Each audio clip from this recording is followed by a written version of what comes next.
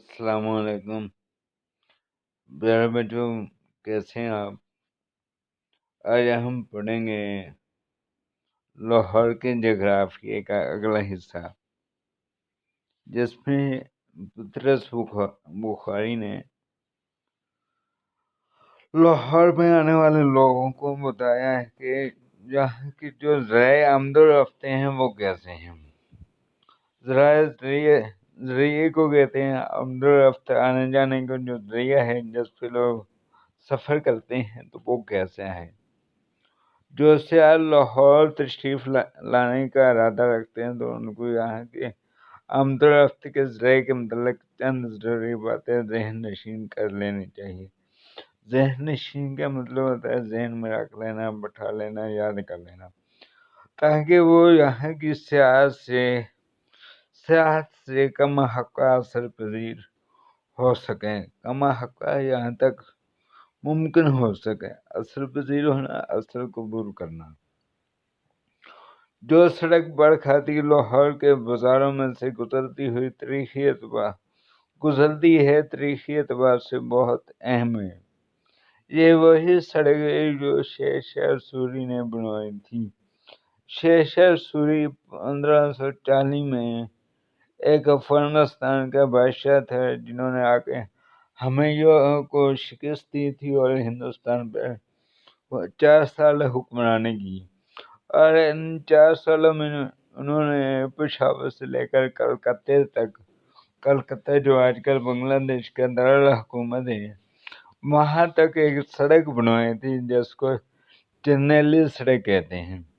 اس کی خوبی یہ تھی کہ اس کی سڑک کے کنارے 18 سرائے یعنی کہ ہوٹل نما، ریسٹورینٹ نما چیزیں بنائی ہوئی تھی جس پہ مسافر ٹھہرتے تھے، اور ساتھ ساتھ ایک مسجد بھی بنائی ہوئی تھی، اور سڑک کے کنارے پھلدار درخت لگائے ہوئے تھے۔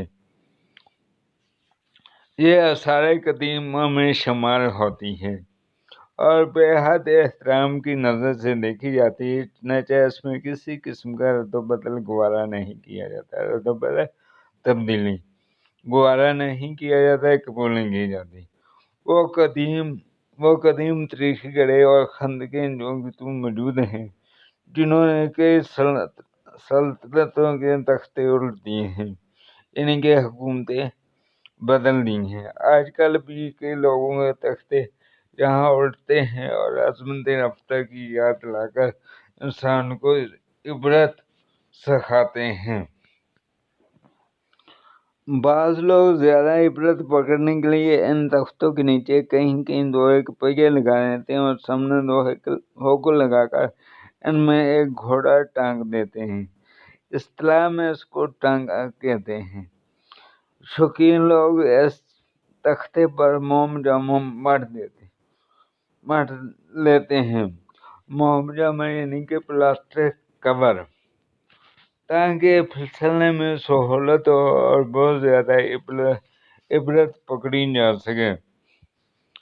ٹانگوں میں بناسپتی گھوڑے استعمال کیے جاتے ہیں۔ بناسپتی یعنی کہ کمزور سے گھوڑے، اور بناسپتی گھوڑا شکل و صورت میں دم دستارہ سے ملتا ہے، کیونکہ اس گھوڑے کی ساخت میں دم زیادہ اور گھوڑا کم پایا جاتا ہے۔ حرکت کے وقت اپنی دم دبا لیتا ہے اور ضبط نفس سے اپنی رفتار میں ایک سنجیدہ اعتدال پیدا کرتا ہے۔ ضبط نفس، صبر و تحمل کا مظاہرہ کرنا، اعتدال میں آنا روی۔ تانگے سڑک کا ہر تاریخی گڑھا اور تانگے کا ہر ہچکولا اپنا نقش آپ پر ثبت کرتا جائے اور آپ کا ہر ایک مسام لطف اندوز ہو سکے۔ ہچکولا، جھٹکا، ثبت کرنا، مہر لگانا، نشان چھوڑنا۔ مسام میں چھوٹے چھوٹے سوراخ ہوتے ہیں جس سے انسان کا پسینہ آتا ہے۔ آگے جو انہوں نے بتایا ہے وہ ہے قابل دید مقامات، یعنی کہ وہ مقامات جو دیکھنے سے تعلق رکھتے ہیں۔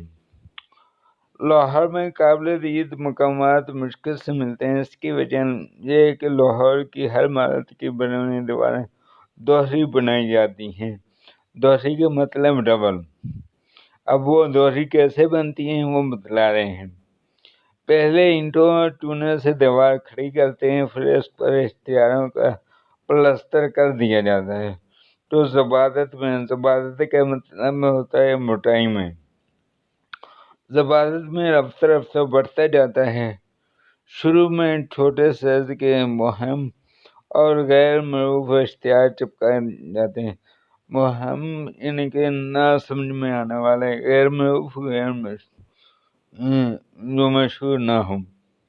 مثلاً اہل لاہور کا مزہ خوشخبری، اچھا سستا مال۔ اس کے بعد ان اشتہاروں کی باری آتی ہے جن کے مخاطب اہل علم اور سخن فہم لوگ ہوتے ہیں۔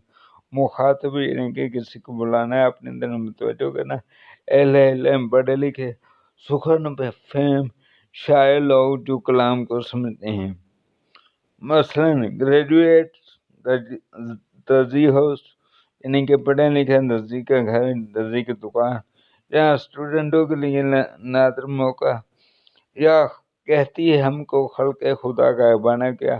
رفتہ رفتہ گھر کی چار دیواری مکمل ڈائریکٹری کی صورت اختیار کر لیتی ہے۔ ڈائریکٹری یعنی کہ جہاں پر وہ بڑی کتاب ہوتی ہے جس میں ایک ہی پیشے سے تعلق رکھنے والے مختلف لوگوں کے نام، پتے وغیرہ لکھے ہوتے ہیں، یا کسی شہر کے فون نمبر لکھے ہوتے ہیں، جہاں کسی ڈاکٹروں کے پتے لکھے ہوتے ہیں، وغیرہ وغیرہ۔ جو کتاب ہوتی ہے اس کو ڈائریکٹری کہتے ہیں۔ دروازے کے اوپر بوٹ پالش کا اشتہار ہے، دائیں طرف تازہ مکھن ملنے کا پتہ درج ہے، بائیں طرف حافظے کی گولیوں کا بیان ہے۔ اس کی کھڑکی کے اوپر انجمن خدا میں ملت کے جلسے کا پروگرام چسپاں ہے۔ عقبی دوار پر سرکس کے تمام جانوروں کی فہرست ہے۔ عقبی کہتے ہیں پیچھے والے۔ یہ اشتہارات بڑی صراحت سے بدلتے رہتے ہیں۔ ہر نیا مسئلہ اور ہر نئی ایجاد، دریافت یا ایجاد یا انقلاب عظیم کی ابتدا چشم زن میں ہر ساکن چیز پر لیپ دی جاتی ہے۔ چشم زن فوراً آنکھ جھپکتے ہی آپ پیچھے مڑ کے دیکھتے ہیں تو جس دیوار پر پہلے جو اشتہار لگا اس پر کوئی اور اشتہار لگ چکا ہوتا ہے۔ ان کو پہچاننے میں خود شہر کے لوگوں کو بڑی دقت پیش آتی ہے۔ شہر کے لوگوں کو بڑی پریشانی ہوتی ہے۔ لیکن جب سے لاہور میں دستور عائد ہوا ہے کہ بار بار اشتہاری کلمات پختہ سیاہی سے خود دیواروں پر نقش کر دیے جاتے ہیں، یہ دقت بہت حد تک رفع ہو گئی۔ یعنی کہ اب دیواروں پر اشتہارات لکھے جاتے ہیں، دیواروں پر پینٹ کیے جاتے ہیں، اور دیمی اشتہاروں کی بدولت اب یہ خدشہ نہیں رہا کہ کوئی شخص اپنا یا دوست کا مکان صرف اس لیے بھول جائے کہ پچھلی مرتبہ وہاں چارپائیوں کا اشتہار لگا ہوا تھا۔ لوٹتے وقت اہل لاہور کو تازہ اور سستا جوتوں کا مزیح سنایا جا رہا ہے۔ چنانچہ اب وثوق سے کہا جا سکتا ہے، وثوق یقین سے کہا جا سکتا ہے، یہاں بے حرف جلی یعنی کہ موٹے حرفوں میں محمد علی دندان ساز لکھا ہوا ہے۔ وہ اخبار انقلاب کا دفتر ہے۔ اخبار انقلاب 1927 میں ایک اخبار جاری ہوا تھا جس کو عبدالمجید سالک اور غلام رسول مہر نے جاری کیا تھا، اور آزادی کے مسئلے کے اس میں مضمون چھپتے تھے۔ خالص گھی کی مٹھائی امتیاز علی تاج کا مکان ہے، کرشنا بیوٹی پارلر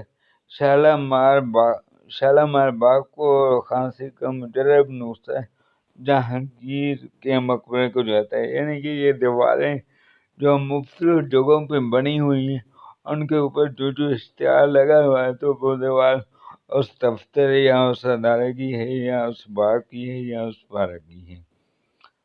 اب سنتو حرف یعنی کہ بنانا اور ہنرمندی اور کاریگری۔ اشتہاروں کے علاوہ لاہور کی سب سے بڑی صنعت رسالہ سازی کی ہے۔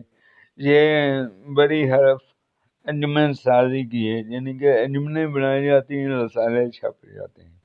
ہر رسالے کا نمبر عموماً خاص نمبر ہوتا ہے، عام نمبر صرف خاص موقعوں پر شائع کیے جاتے ہیں۔ حالانکہ یہ بات الٹ اس لیے کی کہ مزاح پیدا کرنے کے لیے انہوں نے الٹ بات کی، حالانکہ رسالے جو ہوتے ہیں وہ خاص موقعوں پر خاص نمبر ہی چھاپتے ہیں۔ یہاں پر انہوں نے مزاح کا ایک رنگ پیدا کیا ہے۔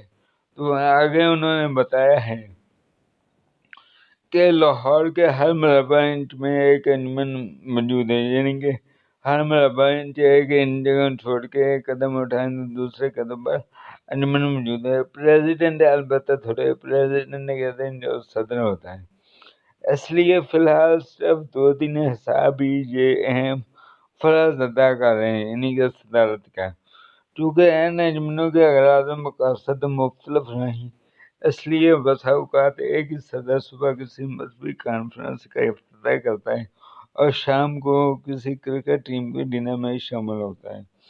اس سے ان کا مطمع نظر وسیع رہتا ہے، مطمع نظر ان کا مقصد جو ہے وہ بڑا وسیع ہوتا ہے۔ اور تقریر عام طور پر ایسی ہوتی ہے جو دونوں موقعوں پر کام آ سکتی ہے، چنانچہ سامعین کو بہت سہولت رہتی کہ ایک جگہ میں وہ ایک تقریر سنتے ہیں تو ان کو یاد ہو جاتی ہے کہ فلاں جگہ میں یہی تقریر ہونی ہے۔ آگے پطرس بخاری نے لاہور کی پیرواری کے متعلق جو بات کی ہے وہ بڑے مزاح کے انداز میں ہے، سمجھنے والی بات ہے۔ لاہور کی سب سے مشہور پیروار یہاں کے طلبہ ہیں جو بہت کثرت سے پائے جاتے ہیں، ہزاروں کی تعداد میں تصاویر کو بھیجے جاتے ہیں۔ تصاویر مطلب بیرون ملک۔ فصل شروع سرما میں بو جاتی ہے اور عموماً آخر بہار میں پک کر تیار ہوتی ہے۔ شروع سرما کا مطلب ستمبر میں جو داخلے ہوتے ہیں سردی شروع ہوتے وقت، اور آخر بہار یعنی کہ اپریل میں یعنی کہ پیپر ہوتے ہیں، تو اس طرف اشارہ کیا ہے۔ طلبہ کی کئی قسمیں ہوتی ہیں جن میں چند مشہور ہیں۔ قسم اول جمالی کہلاتی ہے۔ یہ طلبہ عام طور پر پہلے دستیوں کے ہاں تیار ہوتے ہیں، بعض دان دھوبی اور پھر نائی کے پاس بھیجے جاتے ہیں۔